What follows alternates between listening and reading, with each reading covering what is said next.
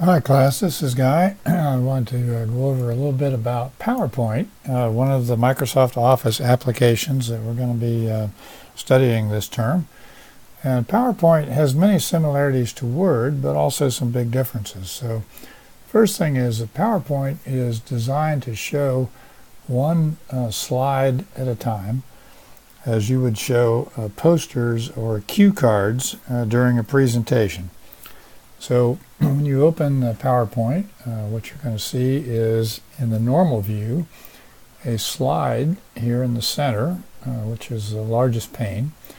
Below that pane is a notes pane where you can add some notes to yourself to remind you about what you want to say or how you want to say it when this particular slide is on the screen.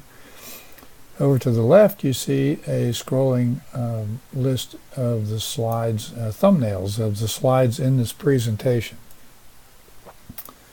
So kind of like Word, but unlike Word, when you add stuff to a placeholder on the slide, let's just say I add some more text here.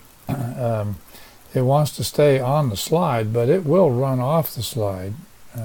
That's possible. So here's an example where it runs off the slide, and if I were to show this slide in a presentation, you would only see the white outline here and everything that fits inside that. You'd miss this extra text. So that's one thing that Word will wrap and continue on down the page, where PowerPoint does not. Each object on the PowerPoint slide, will hold picture or text, and it will stay within those boundaries, but it can run off the slide. So I'm going to erase that so that what I have in there won't go off the slide. And you can put many different kinds of things on a slide. So you see up here some examples of shapes that could be added. And on this slide we have a title, then we have some content here, and we have some images that have been added. And whoops, go back one here. So those images can be resized, and you can add new ones or replace images. So you have lots of options with that. So to get a new slide, you have to use the new slide pull down and insert a slide with a particular kind of layout that really matches what you're going to be putting on the new slide that you're adding. So if you're going to be adding a title slide, then you would do that. But if you wanted to add a picture with a caption, then you would use that layout. And these layouts just save you from starting with a blank slide and then having to put all the placeholders on individually. And the new slide will be inserted right after whichever slide you're viewing at the moment.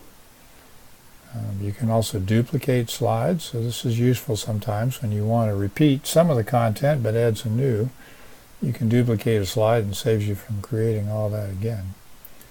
There are several different views, and one of them is the slide sorter view, and here you see thumbnails of all your slides, and you see these indicators here that indicate a transition. So if I click on that, you can see what transition I've added to that particular slide.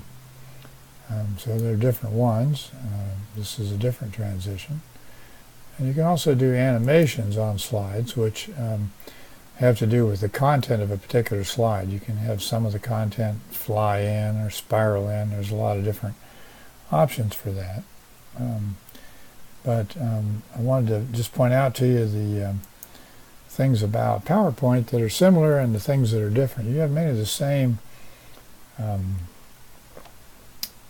options in the menu commands, but some new ones that apply only to PowerPoint because they're only relevant to PowerPoint. Such as the transitions or animations. And the things that are in Word that you don't have in PowerPoint, you have spell check, but grammar check in PowerPoint just basically does not work very well. You can't rely on it. So that is a difference.